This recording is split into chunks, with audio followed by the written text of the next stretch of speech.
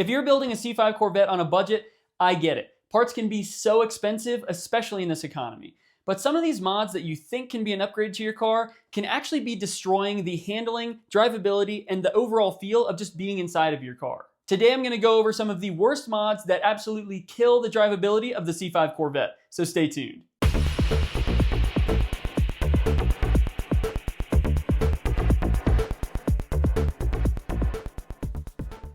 Let's start with cheap coilovers. Yeah, they're tempting. Adjustable ride height, flashy colors, and maybe even camber plates. But the reality, most of the cheap stuff rides like absolute garbage.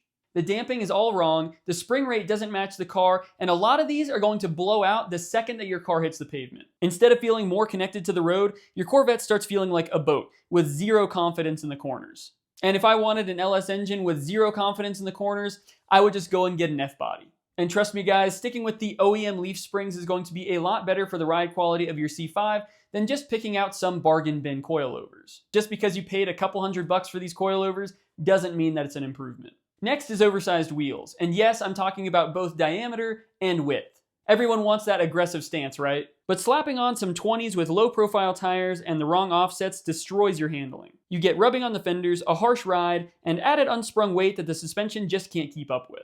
And in my opinion, oversized and ill-fitting wheels don't look good on any car. I think we can all agree on that. Even worse, cheap wheels can be out of round from the factory. If you want a better wheel setup, do it right. Get proper offsets, keep the weight down, and don't go crazy with the tire stretch. Now, moving on to aftermarket seats. Aftermarket seats help with support and weight savings. But if you go too cheap, then you're looking at a world of discomfort. I've seen people throw $150 eBay seats in their car, and then they wonder why it feels like they're sitting on a milk crate. No adjustability, awkward driving position, sometimes even dangerous mounting brackets.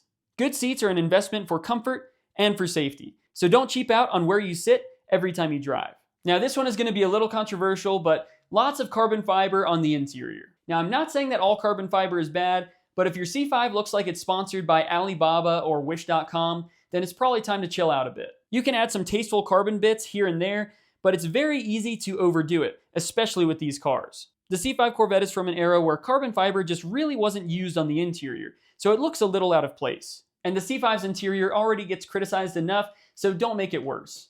If you're going carbon, go real and go quality. Or better yet, just keep it clean and stock. Real quick guys, before we move on, I wanted to let you know that if you're enjoying this video or if you're finding it helpful, make sure to help me out as well and subscribe to Mile High Misfits because that is the best way to support the channel and it is absolutely free to do. And if you want to do something that's not so free, you can buy one of the C5 Corvette shirts that we have on our Etsy store now, and that is a huge help to the channel so I can continue to put out videos just like this one. But without further ado, let's get back into it.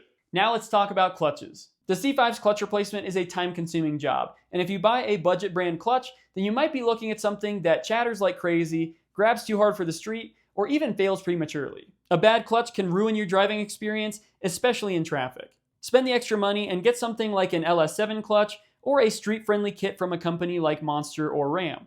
If you're going to drop the rear end, the transmission, and the torque tube, you might as well do it right the first time. This is definitely not a job that you want to do twice. And while you're in there, you might as well throw in a quick bleeder kit so you can bleed your clutch with ease from the engine bay. Now, cooling is critical on these cars, and cheap radiators are a huge problem. I know I've said it on this channel before, but radiators from places like Advanced Auto Parts or AutoZone are just not the way to go. These radiators don't hold up long at all, and you'll usually get leakage from the rubber side seals prematurely.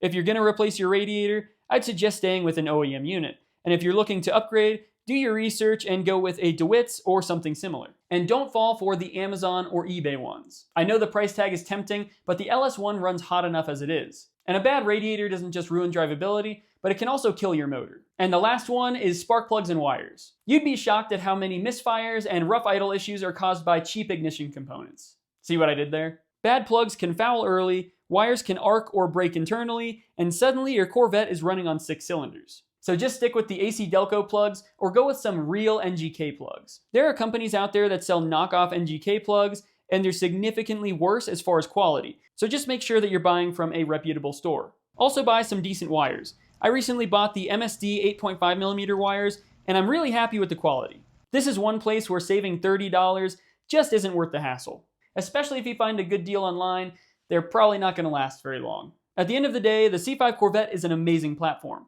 but not every mod is an upgrade, and cheaping out in the wrong places will make your car worse, not better. So spend your money where it matters, and your Corvette will reward you with an incredible driving experience. But there you have it, guys. Those are some mods to stay away from when trying to upgrade your C5 Corvette. But let me know in the comments below which mods you tend to stay away from. But as always, if you enjoyed the content for today, make sure to leave a like and subscribe to the channel for future content. I'll catch you guys next week.